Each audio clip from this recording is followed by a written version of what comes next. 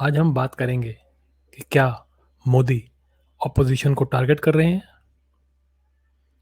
ये एक hot topic है और इस समय जब हम बात कर रहे हैं पूरे देश के अंदर अलग अलग ऑपोजिशन पार्टियां नॉर्थ से लेकर साउथ तक, ईस्ट से लेकर वेस्ट तक अलग अलग ऑपोजिशन पार्टीज के नेताओं के ऊपर सेंटर की एजेंसियां ईडी, सीबीआई, एनआईए अपनी जांच कर रही है। तो चलिए इस बात को डिस्कस करते हैं और समझने की कोशिश करते हैं कि क्या मोदी अपने ऑपोजिशन लीडर्स को टारगेट कर रहे हैं। सबसे पहले बात करते हैं कि ऑपोजिशन में आता कौन कौन है। सबसे पहले कांग्रेस पार्टी देश की सबसे पुरानी पार्टी है और ये क्लेम करती है कि उन्होंने ही भारत को आज़ादी दिलाई थी। कांग्रेस पार्टी के युवराज श्री श्री पप्पू जी, उनको एक कोर्ट से फटकार लगी हुई है जिसमें उन्होंने एक पर्टिकुलर जाति के ऊपर एक अभद्र स्टेटमेंट दिया था, कमेंट किया था, जिसके ऊपर उनके ऊपर एक कार्रवाई की गई और उनको 2 साल की जेल का सेंटेंस अवार्ड किया गया एक लोअर कोर्ट द्वारा। वो चाहते तो उस सजा के ऊपर अपील कर सकते थे, उसी समय माफ़ी मांग लेते, वो वहीं का वहीं केस खत्म हो जाता। पहली बात तो इन्होंने माफ़ी नहीं मांगी, फिर अब अपील करने वहाँ जा रहे हैं, लेकिन ड्रामा ऐसा दिखा रहे हैं कि शायद मोदी उनको फंसा रहा है, जबकि ये बिल्कुल झूठ है। मोदी उनको बिल्कुल भी नहीं फंसा रहा है, ये खुद फंसे हुए हैं और लॉ अपना काम कर रहा है। मैंने आपसे ये बात पहले इसलिए डिस्कस करी कि बहुत ही सिमिलर सिचुएशन और भी पार्टियों की है, लेकिन वो राहुल गांधी की तरह अपने पैर पे कुल्हाड़ी नहीं मार रहे। राहुल गांधी का जो केस है वो एक अजब गजब केस है, उसके बारे में कभी डिटेल में अलग वीडियो में बात करेंगे। लेकिन आज हम बात करेंगे ऑपोजिशन के बारे में कि क्या ऑपोजिशन को और ऑपोजिशन लीडर्स को मोदी और मोदी सरकार टारगेट कर रही है। तो जैसा कि मैंने कहा, राहुल गांधी का केस है, कांग्रेस पार्टी का केस है, वो तो चल ही रहा है। कांग्रेस पार्टी के और भी जो नेता आज से पहले जो करप्शन के अंदर सम्मिलित रहे हैं, उनके ऊपर अलग अलग समय के ऊपर कार्रवाई की गई है और उनके ऊपर केस चलाए गए हैं, उनको जेल में भी भेजा गया है। लेकिन फिलहाल ये काम जो है वे राहुल गांधी के साथ हो रहा है। अब आ जाते हैं बिहार के अंदर। बिहार के अंदर जो आरजेडी, लालू प्रसाद यादव की जो आरजेडी पार्टी है, उसके ऊपर कार्रवाई चल रही है। तेजस्वी यादव जो कि लालू प्रसाद यादव के पॉलिटिकल वंशज हैं, उनको जेल भी हो सकती है। तो तेजस्वी यादव बाहर आकर के छाती पीट रहे हैं कि उनके ऊपर मोदी बदले की कार्रवाई कर रहे हैं, जबकि सच्चाई ये है ये पुराने केसेस हैं और इन केसेस के मोदी का कोई लेना देना नहीं है। सीबीआई, ईडी जो भी कार्रवाई कर रही है वो जो उनके पास एविडेंसेस हैं, जो प्रूफ्स हैं, उनके बेसिस पे कर रही है। और अगर उनके पास पुख्ता प्रूफ नहीं होंगे, एविडेंसेस नहीं होंगे, तो कोर्ट में खारिज हो जाएंगे और ये लोग छूट जाएंगे। तो इसमें मोदी का क्या लेना देना। मान लीजिए अगर मोदी कर भी रहा है बदले की कार्रवाई, मोदी ने कर भी दिया ये काम, तो क्या फर्क पड़ता है, कोर्ट में जाकर के आप सिद्ध कर देना। प्रूफ तो मोदी नहीं प्लांट कर सकता ना, जबकि ये काम मोदी के साथ खुद के साथ हुआ है। जब वो गुजरात के चीफ मिनिस्टर थे तो सेंटर में बैठी यूपीए की सरकार ने उनको हर तरफ से जकड़ने की, झूठे केसेस में फंसाने की कोशिश भी की थी, उनको भी और अमित शाह को भी जो गृह मंत्री थे। लेकिन वो लड़के उन केसेस से बाइज्जत बरी हुए। तो कांग्रेस पार्टी या ये तेजस्वी यादव बिहार के आरजेडी के नेता ये क्यों डरते हैं। ये पूरी तरह, अगर मोदी इनके साथ कार्रवाई कर भी रहे हैं बदले की, जो कि नहीं कर रहे हैं, लेकिन अगर मान भी लें कर रहे हैं, तो फिर भी अगर इन्होंने कुछ किया नहीं होगा तो कोई प्रूफ नहीं मिल पाएगा और कोर्ट इनको बरी कर देगी। तो डरना किस बात का, मोदी को क्या गाली देना। इसी तरीके से दिल्ली की तरफ आ जाते हैं। दिल्ली के अंदर नटवर लाल बैठा है, उसकी सरकार चल रही है और नटवर लाल और उसका राइट हैंड मनीष सिसोदिया, इन दोनों ने मिलके अपने बाकी पार्टी के चट्टे बट्टों को मिला करके दिल्ली के अंदर लिकर स्कैम किया है। लिकर स्कैम और एक्साइज पॉलिसी स्कैम दोनों जुड़े हुए हैं। एक्साइज पॉलिसी को चेंज करके इन्होंने साउथ के गैंग को, एक साउथ की पूरी लॉबी को दारू के ठेके दिए, लिकर के ठेके दिए और उनको उस एवज के अंदर बहुत सारा पैसा मिला, जिन पैसों का इन्होंने इस्तेमाल इलेक्शन को लड़ने के लिए गोवा में, हिमाचल में यूज किया। ये केस मनीष सिसोदिया के साथ और भी लोगों को ले डूब सकता है, जिसके अंदर अरविंद केजरीवाल का नाम सबसे ऊपर है। इस केस के अंदर एक और जो बहुत बड़ा नाम है वो है के कविता का। के कविता जो है वो टीआरएस, जो तेलंगाना की जो बड़ी पार्टी है, जिसके नेता केसीआर हैं, जो कि चीफ मिनिस्टर भी हैं तेलंगाना के, उनकी खुद की बेटी है। उनका भी नाम दिल्ली एक्साइज पॉलिसी स्कैम के अंदर और दिल्ली लिकर पॉलिसी स्कैम के अंदर जुड़ा हुआ है। तो दिल्ली के जो ये नटवर लाल हैं, इन्होंने के कविता के साथ मिलकर अपने चट्टो बट्टो को आगे करके ये स्कैम करवाया और करोड़ों रुपए की लूट करी और कुछ कंपनियों को फायदा पहुंचवाया। ये पूरा स्कैम है। अब जो नटवर लाल है वो रोज बैठ करके मोदी को गालियां निकाल रहा है कि मोदी जो है वो बदले की कार्रवाई कर रहा है। पहले तो ये चलता रहा ड्रामा, जब उसको ये लगने लगा कि धीरे धीरे सबूत सामने आ रहे हैं और सारे सबूत मनीष सिसोदिया को फंसाते जा रहे हैं और ये बात सिद्ध होती जा रही है कि मनीष सिसोदिया एक क्रिमिनल है, कोई शिक्षा मंत्री नहीं है, वो क्रिमिनल है बहुत बड़ा, और शायद उसके अंदर अरविंद केजरीवाल का नाम भी बहुत जल्दी आने वाला है। तो उसने ट्रैक बदल लिया और उसने मोदी को अनपढ़ कहना शुरू कर दिया कि ये अनपढ़ है, ये अनपढ़ है, ये अनपढ़ है।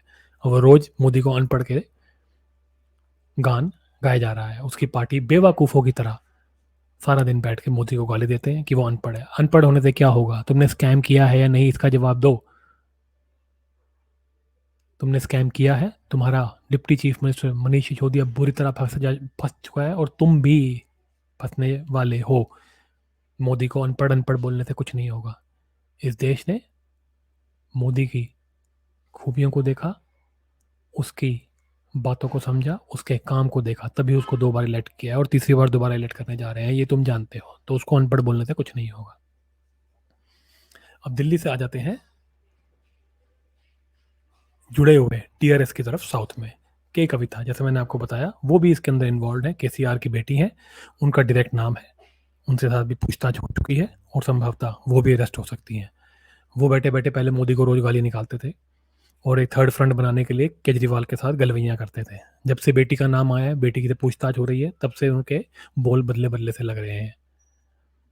तो साउथ में तो ये चल रहा है और भी जो पार्टीज जो साउथ की हैं, उनके ऊपर भी छोटी मोटी कार्रवाइयां चल रही हैं।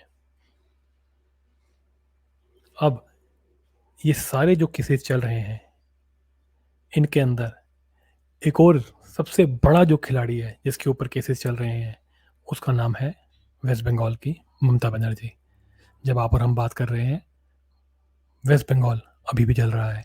रामनवमी से शुरू हुई पत्थरबाजी और आगजनी और दंगे अब तक रुके नहीं है। हिंदू अभी भी वहां पिट रहा है। यह है ममता बनर्जी का राज, यह है ममता बनर्जी का तंत्र। पिछले 2 सालों में, या कह लीजिए जब से बीजेपी इलेक्शन हारी है, तब से टीएमसी के बड़े बड़े नेता पकड़े जा चुके हैं। अनुव्रत मंडल बहुत बड़ा नाम है, ऐसे ही बड़े बड़े 2-3 मंत्री और भी पकड़े जा चुके हैं। उनके खिलाफ बहुत पुख्ता सबूत हैं। उनके घरों से बड़ा बड़ा कैश निकला है, पूरी टीवी पे दिखाया गया है। उनकी गर्लफ्रेंड्स पकड़ी गई हैं, बांग्लादेश तक उनके कनेक्शंस निकल रहे हैं। गौ माता की तस्करी के अंदर इनका पूरी तरह हाथ है। ये गौ माता की तस्करी करके बांग्लादेश भेजते हैं और उससे पैसा बनाते हैं। एजुकेशन के अंदर इन्होंने स्कैम कर रखा है। अभी इनके 2 मंत्री और बड़े मंत्री पकड़े गए हैं, जिनके उनका भी नाम एजुकेशन के अंदर स्कैम के अंदर है और भी स्कैम्स के अंदर है। और जब उनके खातों के अंदर से खरबों रुपए की प्रॉपर्टी निकली, तब उन्होंने कहा कि वो ये काम एक बड़ी पावर के लिए कर रहे थे, किसी और ऊपर वाले आदमी के लिए या औरत के लिए कर रहे थे। तो आप समझ सकते हैं वो किसके बारे में इशारा कर रहे थे। तो ये है वेस्ट बंगाल की कहानी। तो मैंने आपको बताया कि किस तरह पूरी इंडिया के अंदर ऑपोजिशंस के ऊपर कार्रवाई चल रही है। अब सवाल ये आता है कि क्या मोदी इन सबको टारगेट कर रहे हैं? मेरा मानना है, अगर आप कॉन्स्टिट्यूशन के हिसाब से देखें, तो जितनी भी ये सेंट्रल एजेंसीज हैं, इनका काम ही यही है कि करप्शन के केसेस को पकड़ना, उनकी छानबीन करना और उसके बाद अगर वो सिद्ध हो जाते हैं तो सजा दिलाना कोर्ट के अंदर। तो वो तो अपना काम कर रहे हैं। तो इसका क्या लेना देना मोदी से? तो जवाब आप ये कह सकते हैं कि नहीं, मोदी टारगेट नहीं कर रहे हैं ऑपोजिशन को, ये सब अपने ही कर्मों का फल भुगत रहे हैं। लेकिन फिर ये बात आती है कि जी इन एजेंसीज को तो जो पार्टी पावर में होती है अपने हिसाब से चलाती है। कोर्ट भी ये बात पहले कह चुका है। अगर उस पॉइंट ऑफ व्यू से देखें तो ऐसा लगता है कि हाँ, मोदी जो है कहीं ना कहीं कुछ ना कुछ रोल प्ले करते हैं इन एजेंसीज को इन अपोजिशन पार्टीज के पीछे लगाने में। तो ये बात में कुछ बुरा मानने वाली बात नहीं है। ऐसा नहीं है कि ये कोई झूठे केसेस हैं। अगर झूठे केसेस होंगे तो ये लोग छूट जाएंगे। सजा तो कोर्ट ने देनी है, सजा तो मोदी ने देनी नहीं है। अगर मोदी अपनी एजेंसीज को इनके पीछे लगा रहा है और वो एजेंसीज इनके खिलाफ सबूत इकट्ठा करके इनको पकड़ रहे हैं, तो फिर कोर्ट में इनको सजा मिलेगी, नहीं तो नहीं मिलेगी। ये बरी हो जाएंगे, ये बरी हो जाएंगे, जैसे कि मोदी और अमित शाह बरी हुए थे और आज वो प्रधानमंत्री हैं। तो कल को ये भी कुछ ना कुछ प्रधानमंत्री बन सकते हैं, तो डरने की क्या बात है? तो अगर मोदी इन एजेंसीज के पीछे से इनको पावर दे रहे हैं तो ये तो उनका काम है, ये तो उनका काम है। अगर आप देखिए तो प्रधानमंत्री का काम क्या सिर्फ यही है कि वो बैठा रहे और अपना काम करता रहे, चाहे पूरी देश के अंदर आग लगी रहे, पूरे देश के अंदर करप्शन चलती रहे? क्या ये काम है प्रधानमंत्री का? या प्रधानमंत्री का ये काम है कि वो आगे बढ़ करके इस करप्शन को रोके? इस देश के अंदर पहली बार एक ऐसा प्रधानमंत्री आया है जो कि लाल किले के प्राचीर पर खड़े होकर बोल चुका है। अगर आपको याद हो, पिछले 15 अगस्त पे नरेंद्र मोदी जी ने अपने भाषण के अंदर क्लियरली सबके सामने खुलेआम सबको बोल दिया था कि देश तैयार रहे, अब करप्शन के ऊपर भारी कार्रवाई होने वाली है और देश उनका साथ दे। तो देश उनका साथ दे रहा है, देश उनके साथ खड़ा है।